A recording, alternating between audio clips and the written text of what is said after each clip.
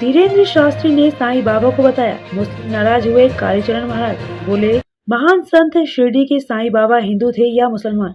एक बार फिर यह विवाद शुरू हो गया है। इस बार इसकी शुरुआत बागेश्वर धाम के धीरेन्द्र शास्त्री ने शुरू की है। साईं बाबा ने कभी अपना धर्म नहीं बताया, लेकिन धीरेन्द्र शास्त्री ने एक टीवी शो में साईं बाबा का जिक्र चांद मियाँ कहकर किया।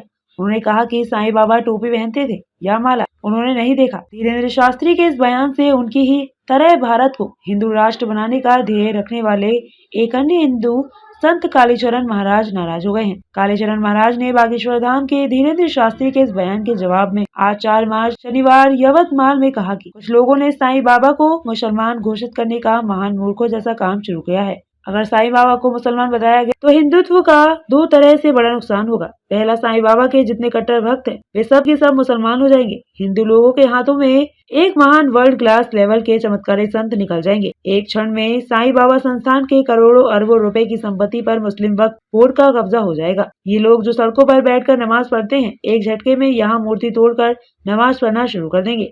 लफ्ज जिहाद, लैंड जिहाद, जनसंख्या जिहाद, बदनामी जिहाद और यूपीएससी जिहाद। आगे कालीचरण महाराज ने कहा, इसे कहते हैं बदनामी जिहाद। लव जिहाद, लैंड जिहाद, जनसंख्या जिहाद, बदनामी जिहाद, यूपीएससी जिहाद। उर्दू में परीक्षा लेने की शुरुआत हो गई है। परीक्षा देने वाले मुसलमान और परीक्षा लेने वाले मुसलमान। परीक्षा देने वाला कुछ भी लिख रहा है, नंबर देने वाला उस पर क्या नंबर दे रहा है किसको पता। 8 साल पहले यूँ शुरू हुआ था साईं बाबा का चांद मियाँ बताने से जुड़ा विवाद। करीब 8 साल पहले शंकराचार्य स्वरूपानंद सरस्वती ने साईं बाबा को मुस्लिम बताकर विवाद शुरू किया था। उन्होंने तर्क दिया था कि शिरडी में साईं बाबा की जो समाधि है मुसलमानों के मजार और कब्र की तरह लंबी आयताकार है, हिंदुओं की समाधि गोल आकार की होती है। शिरडी के साईं बाबा से ऐसे जुड़ा चांद मियाँ का नाम। साईं बाबा के जन्म के बारे में कहा जाता है कि वे महाराष्ट्र के पलभड़ी जिले के पाथरी गांव में जन्मे थे। उनकी माता का नाम देवकी अम्मा और पिता का नाम गोविंद भाऊ था। कुछ लोग देवकी अम्मा का नाम देवगिरी अम्मा और गोविंद भाऊ का नाम गंगा भाऊ बताते हैं। देवगिरी अम्मा के 5 बेटे थे। उनके नाम रघुपत भुसारी, दादा भुसारी, हरिबाबू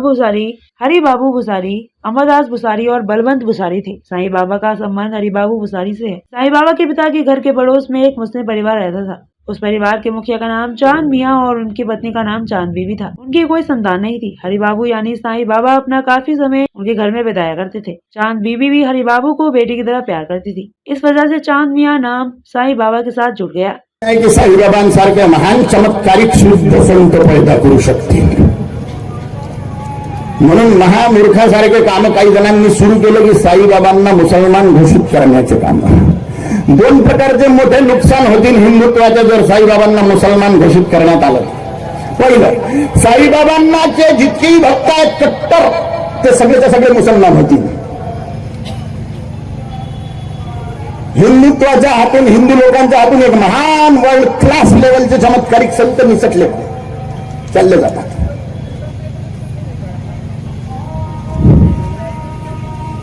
साईबाबा संस्थांची करोडो अरबो रुपयाची संपत्ती शिर्डीची, जागोजागी बसलेले साईबाबांचे मंदिर सगळेच्या सगळे मुस्लिम वक्फ बोर्डच्या ताब्यात चालले जातात एका क्षणात।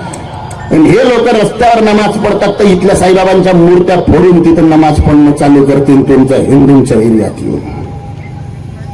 किती मोठं नुकसान झालं हिंदुत्वाचं। त्याला म्हणतात बदनामी जिहाद, लव जिहाद, लैंड जिहाद, लोकसंख्या जिहाद, बदनामी जिहाद, यूपीएससी जिहाद। उर्दू परीक्षा घ्यायला लावून राहिले सरकारला। उर्दू परीक्षा देणारा मुसलमान, परीक्षा घेणारा मुसलमान।